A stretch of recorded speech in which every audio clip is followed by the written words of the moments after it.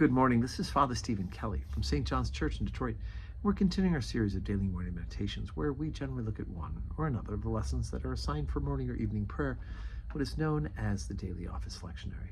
And today for Wednesday, let's take a look at the lesson that's assigned for evening prayer from St. Matthew's Gospel. We're on chapter 14, beginning at verse 22.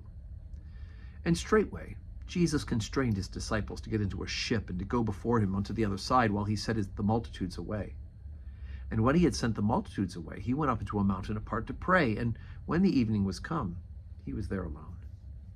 But the ship was now in the midst of the sea, tossed with waves, for the wind was contrary. And in the fourth watch of the night, Jesus went unto them, walking on the sea. And when the disciples saw him walking on the sea, they were troubled, saying, It's a spirit. And they cried out in fear.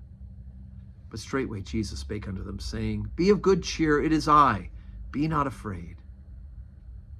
And Peter answered him and said, Lord, if it be thou, bid me to come unto thee in the water. And he said, Come.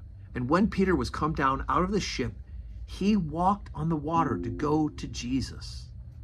But when he saw the wind boisterous, he was afraid, and beginning to sink, he cried, saying, Lord, save me.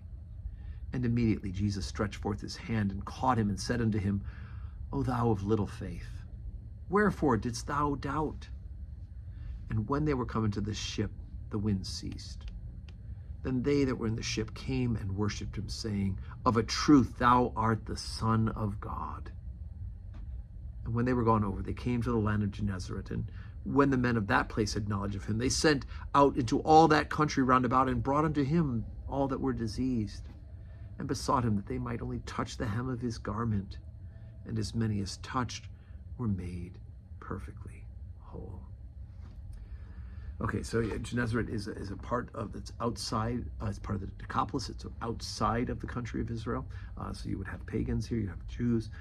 Gentiles, and yet even they understand who Jesus is, and they bring their sick to him, even if we could just touch the hem of his garment.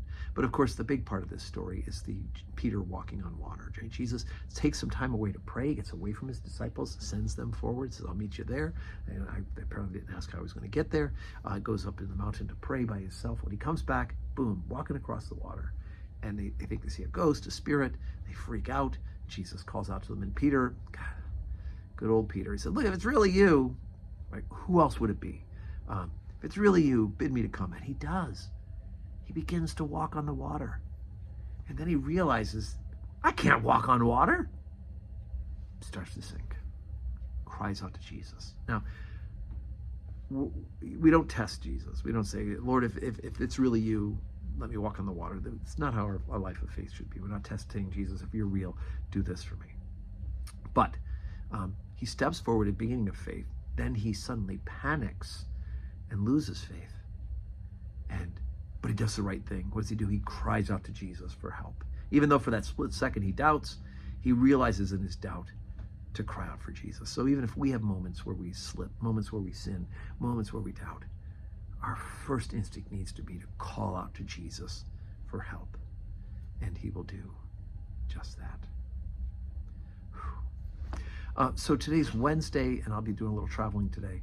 So there'll be no public worship at St. John's Church, but let's make sure we're praying for each other, right? You can pray morning and evening prayer at home, or just say your regular prayers and say a prayer for the people of St. John's, for the clergy of St. John's, and know that I am praying for you, and may God grant us a Wednesday, a wonderful Wednesday that is full of blessings.